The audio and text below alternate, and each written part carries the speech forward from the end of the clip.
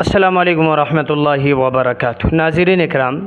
جیسا کہ آپ لوگوں کو معلوم ہے کہ حضرت مولانا غلام بستانوی صاحب کا انتقال ہو گیا تھا،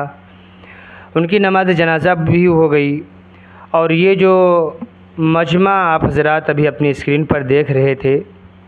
یہ حضرت مولانا غلام بستانوی صاحب کو دیکھنے کے لیے لوگ آئے ہوئے تھے، ان کے جنازے میں شرکت کرنے کے لیے آئے ہوئے تھے۔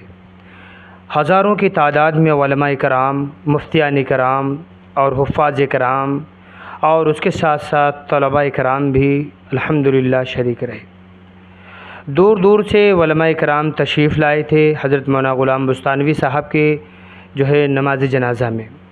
ناظرین اکرام، حضرت مولانا محمود مدنی صاحب نے تعزیت پیش کی ہے۔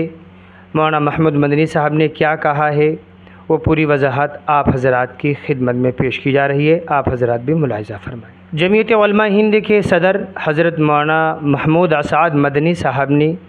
جامعہ اشاعۃ العلوم عقل کنواں کے محتمیم و رکن شورا دارالعلوم دیوبند حضرت مولانا غلام بستانوی صاحب کے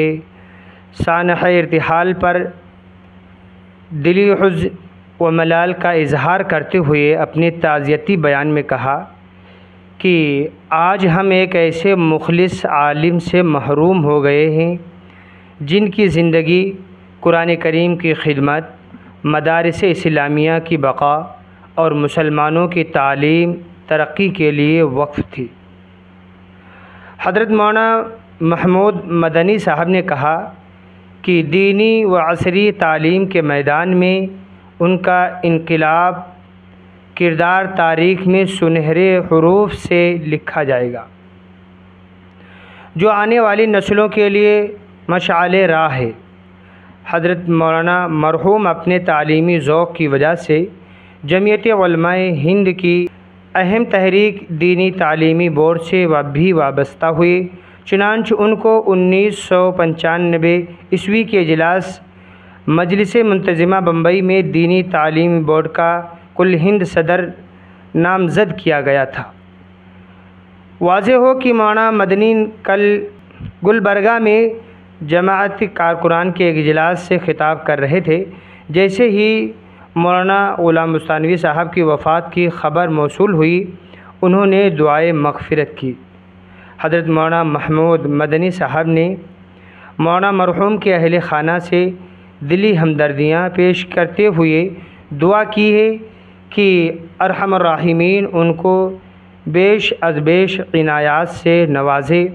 اور جوار رحمت و رضوان میں مقام عطا فرمائے۔